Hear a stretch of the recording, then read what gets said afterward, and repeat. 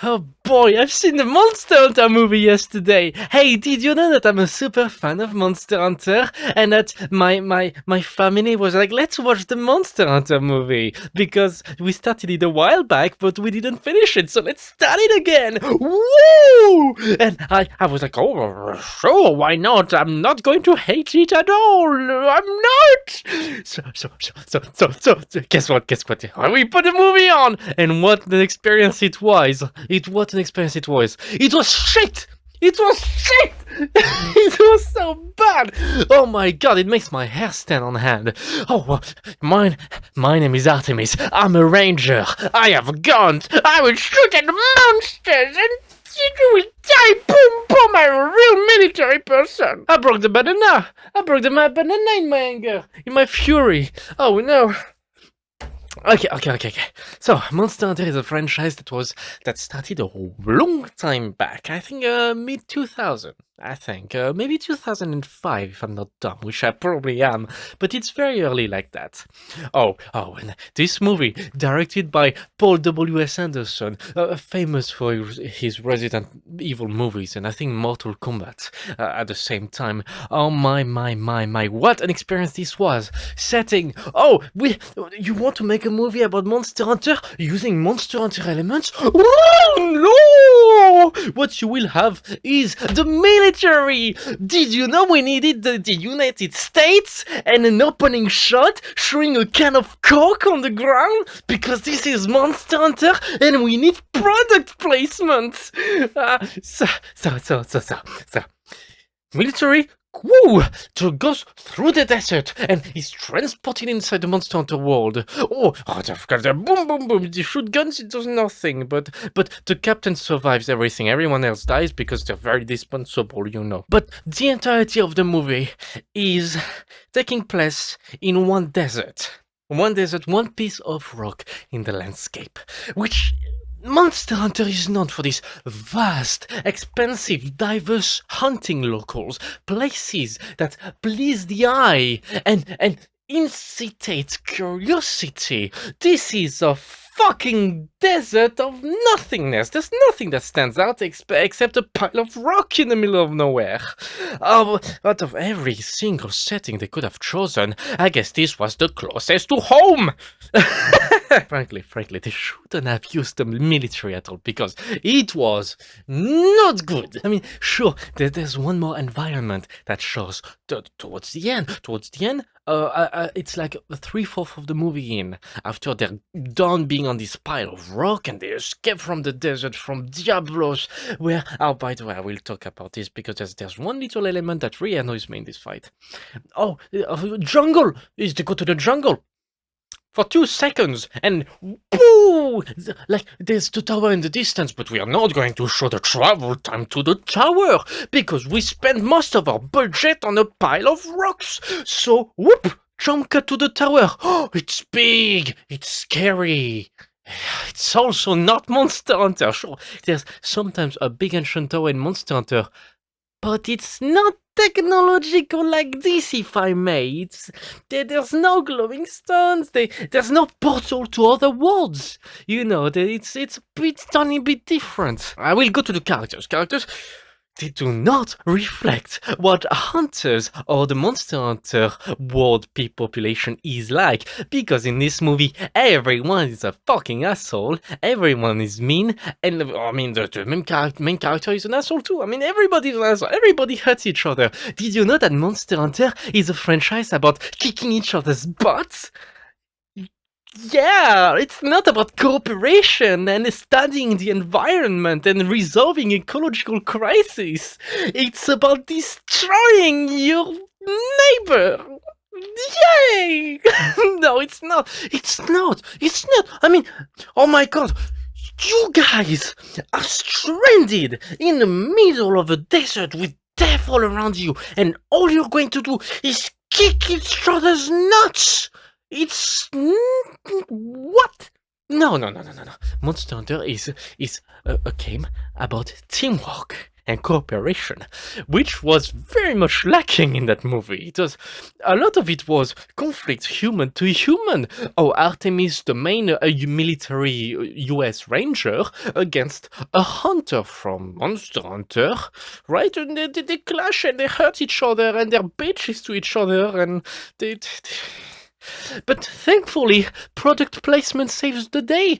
One chocolate bar helps, break the ice, and then they're friends. Because Hershey was still in her pocket, unmelted. Also, there's some characters from the Monster Hunter world, because this movie is extremely based not upon the general Monster Hunter franchise as a whole, but Monster Hunter world, because it's popular. And Mr. Paul, he looked at the Wikipedia page, and probably saw this was the game that sold the most. He probably didn't play Monster Hunter with all that the like inconsistencies in that movie and all that he gets wrong. Oh, if he claimed that he played the games, maybe he just played them 2 seconds and fucking got devastated by the great Jaguars, the beginning monster, and then he was like, oh, I'm never going to play this again, but I'm going to make a movie to shit on the fans, and it worked. You might have noticed that I'm a bit passionate about hating this movie, but I'll give more thoughts towards the end. And there's a few characters from Monster Hunter World that are in this movie, but they have no personality. They have nothing going on with them. Like seriously, like you can see Aiden, the handler, the serious handler, the cook, right? The muscular chef. Muscular chef. They have no character development. They have no dialogue. The bit they talk in the Monster Hunter language. You think it's a Monster Hunter language? They probably just like were babbling random words, because the Monster Hunter language is actually a real language. I think it's French, but it talks in Japanese backwards. I think I'm not extremely sure, but there's some French in there. I seem to recall. But these characters were just in the background, did not contribute anything at all. They appear in the last third of the movie and do nothing.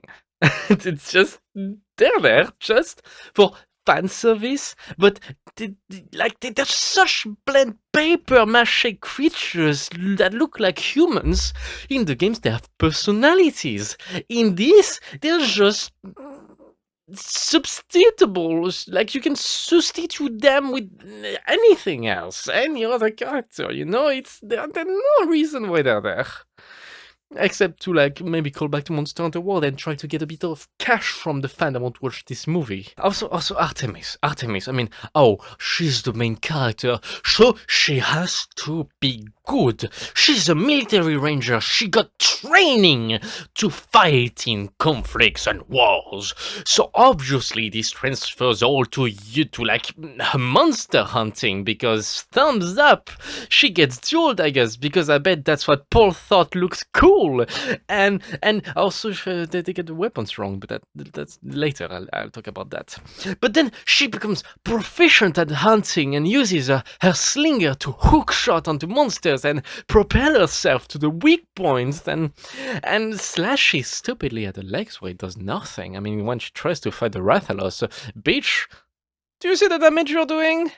You'll get carted 3 times, sent back to base camp, failed the quest. They try to portray her as this badass. I don't get that she grasps the concepts of hunting so well, so fast. I don't think training as a military translates very well to training as a hunter. I never felt like she was ever truly in danger. For example, she has some plot armor, like towards the end there's Rathalos that spawns in the real world, and he goes and crushes the helicopter that she's being, laid into, because she's injured. So it goes crashing down and boom on the ground, helicopter crash. She's the only survivor, of course, because plot armor, obviously, this is so much plot armor. Okay, I will go quickly to the monster. I'm just like sharing a few thoughts that I had, that I wrote on my phone. The monsters, they look fine. They look fine, like physically, the CGI is pretty good. The special effects are pretty good. I will give the movie that. I will give the CGI team that. But I have a few problems with the monsters, and the way they are portrayed. Diablos is not a sand shark. It doesn't live under the ground constantly, unlike it is shown in the movie.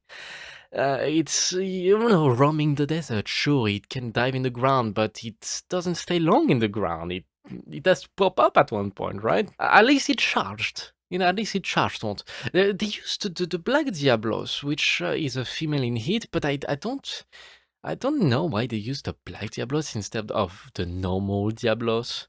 Probably because Black probably looked cool, I think. And then there's the Cecilia, which is, I think, one of the biggest offenders, because they show this as, it's the horror segment of the movie, where they're captured by these spiders monsters, the Nersilas, and she's taken into the nest where there's millions of spiders on Nersilas, except that in the games, I think they don't have nests, they don't have super colonies, they're solitary creatures, they hunt alone. I don't think there's any mention at all of them living in large groups.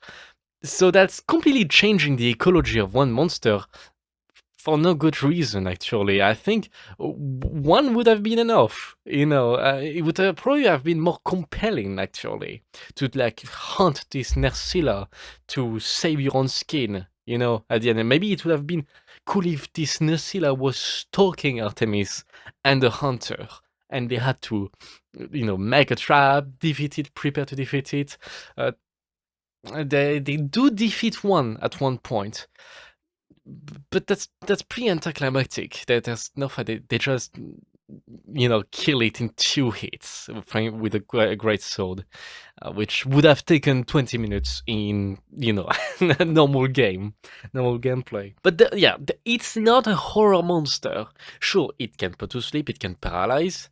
I think they portrayed that, but there's no super colony. That's ridiculous.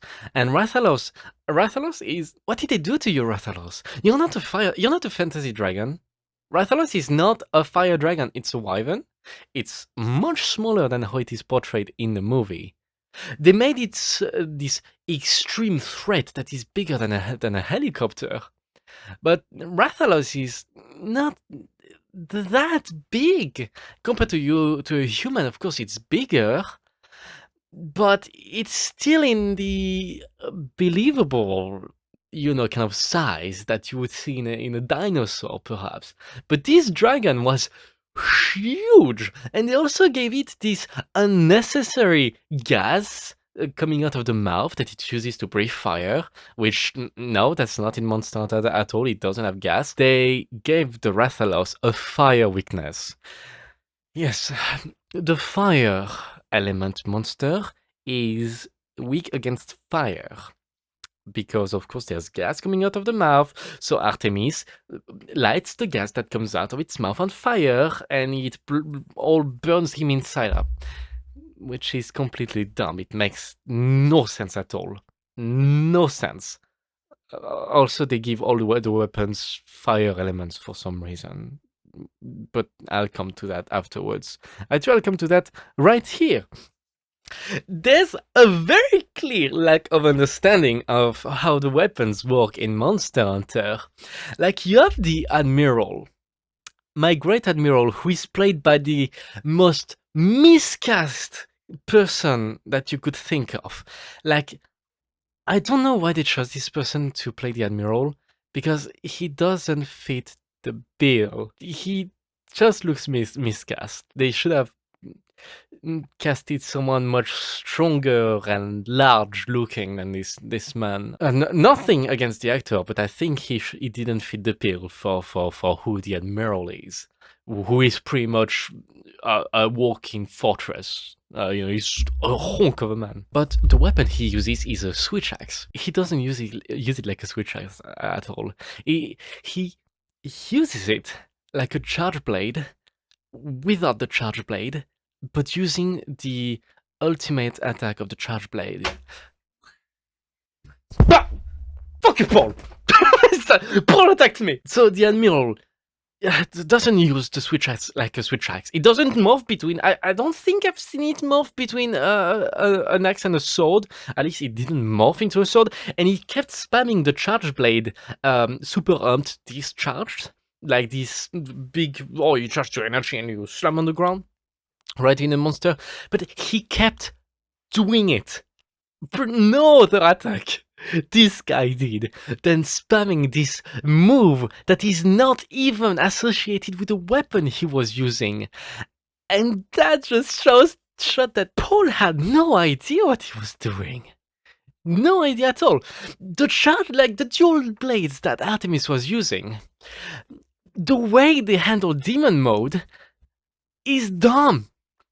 Because they make it so that the demon mode, when she crosses the blade, it's magical. Suddenly the blades light on fire. But that's not what demon mode is. The weapons she was using were bone dual blades. They had no fire property. And this move is not a magical move. It's purely a strength enhancing move. It drains your stamina. So I think it's kind of like an adrenaline rush in a way. But it doesn't give your weapon any elemental property. They just loved to give fire to every single goddamn weapon. The switch axe of the Admiral, who was also a bone weapon, who magically turned into fire waves. And the dual blades of Artemis, who turned into fire blades when she did the demon mode against the Rathalos. Also, the slinger that she uses, I am sorry, but a slinger is not a hook shot like in Zelda. It's not. Sure, in the games there's a claw. Sure, I give you that. The problem is that this claw is 2 meters long at most in the games. To hook on the monster to hit a special spot. It's quite short.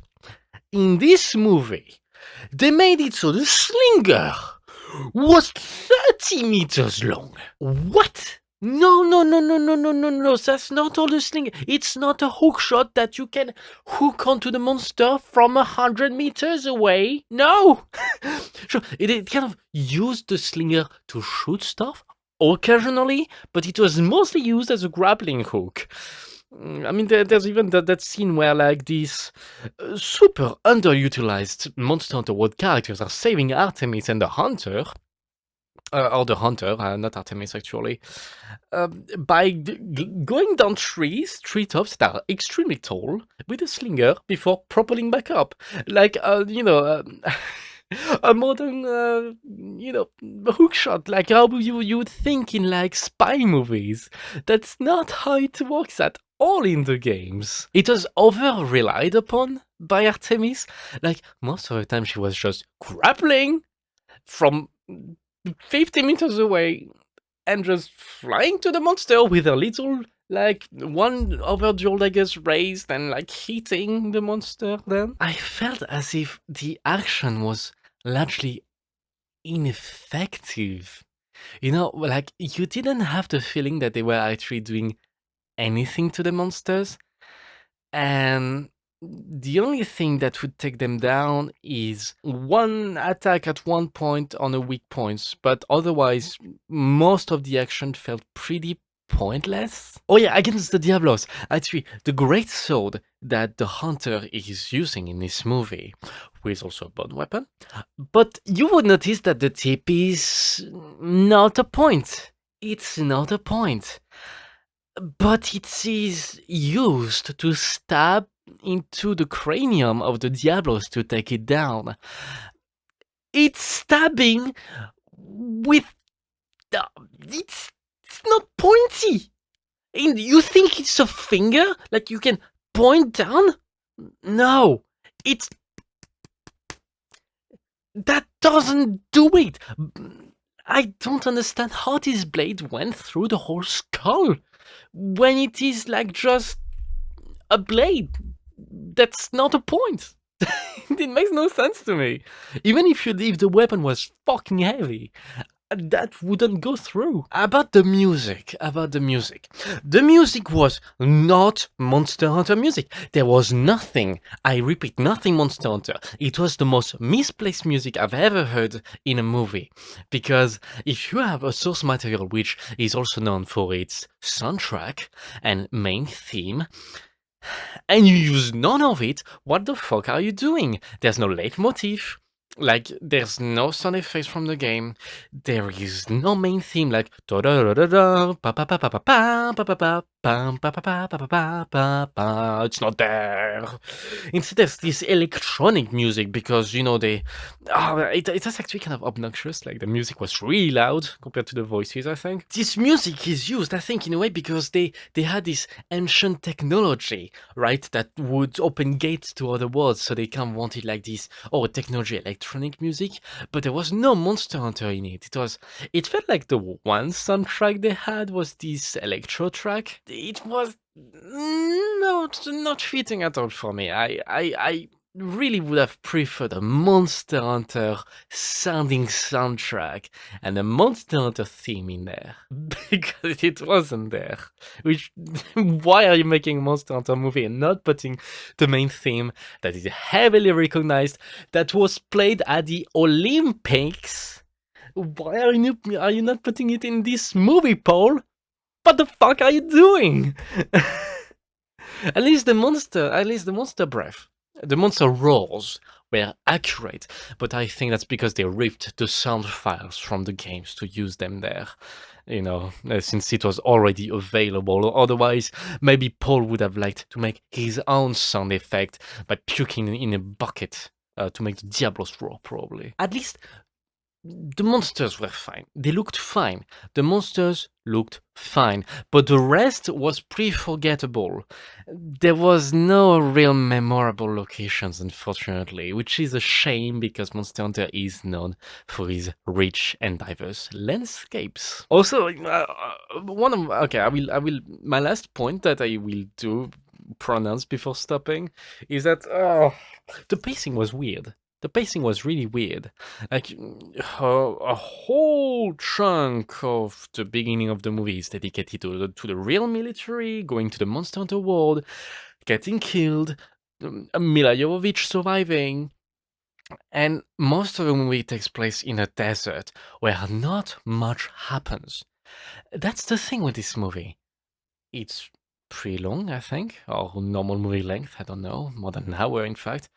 But it doesn't feel like much happens. The last part, you jump to another landscape, and you skip it. And you arrive at the last boss area, and you defeat the last boss. You go back to the real world, you beat the last boss there with your flares or real world military weapons or something. And the movie it just ends really abruptly with no questions answered because it's like, the hunter and the admiral come to the real world to help Artemis defeat the Rathalos, which they do, at least the hunter, and they defeat the Rathalos, and then another one of these temporal space distorting storms happens, and you see a Gormagala coming to them, and whoa, they're going to fight a Gormagala because that's what people do in the Monster Hunter world. It's not like it takes a lot of preparations to fight monsters. Normally it does take a lot of prep to fight monsters, but in this movie they just go at it. Especially for Gamagala, actually. They prepare a bit for the Diablos, which was actually okay, right? That was actually an element that was not so bad. They showed fighting Nerscylla to get materials to fight the Diablos. But in the end, it did nothing. The sleeping arrow or poison arrow they were using didn't work too well. But yeah, the ending is pretty abrupt. It leaves the door open, obviously on a cliffhanger, with a mysterious shadowy figure showing up. Oh, is this the real big bad who is controlling the tower and the monsters? And the Temple of Storms. Who knows? Paul wanted a sequel, I think. I don't think he's getting any. So overall, the pace was just weird. The pace was just weird. I'm sorry. Very little happened. Questions were not answered. and it ended on a pretty unsatisfying note. On top of the whole everything, like most of it, getting Monster Hunter wrong in the movie, it was bland. It lacked a lot of flavor. And that's a shame because Monster Hunter has such potential for great stories and amazing fantasy actions and thrilling storylines. But that wasn't present in this movie because apparently Paul saw the optional content of Metal Gear Solid Peace Walker, where you can fight some of the monsters from Monster Hunter, notably a Tigrex, a Rathalos, and a specially made monster for that game, with military weapons. Naked Snake fighting, these monsters with his equipment and a rocket launcher. And obviously, he thought that this was the inspiration he should use for his one of a kind first Monster Hunter branded movie.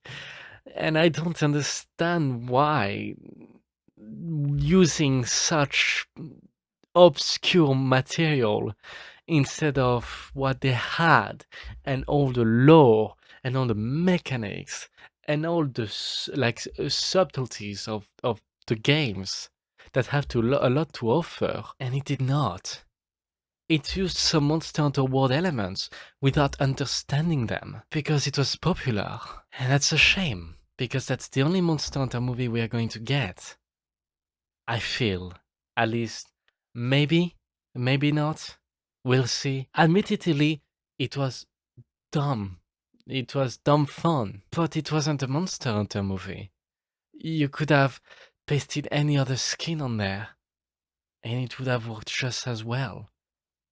Because there's so little that makes Monster Hunter what it is inside this movie. I have yet to watch Legends of the Guild, which is an animated series, an animated movie. Shorter, I think, 40 minutes, I'm not sure. I guess I'll give that a look at one point and see what I think of it. Thank you for watching and for keeping up with my thoughts and probably screeching voice, making a lot of noise in your headphones. What do you think about the Monster movie? What did you like? What did you dislike? Favorite moments in it? Least favorite moments? How would you have improved it? Be sure that, of course, you grant me your quest rewards as a like and a subscribe, because obviously I'm awesome and I need this to grow my channel to unimaginable fame, so I can do that full time at one point. Okay, well, you guys have fun. Take care and to the next video. Bye.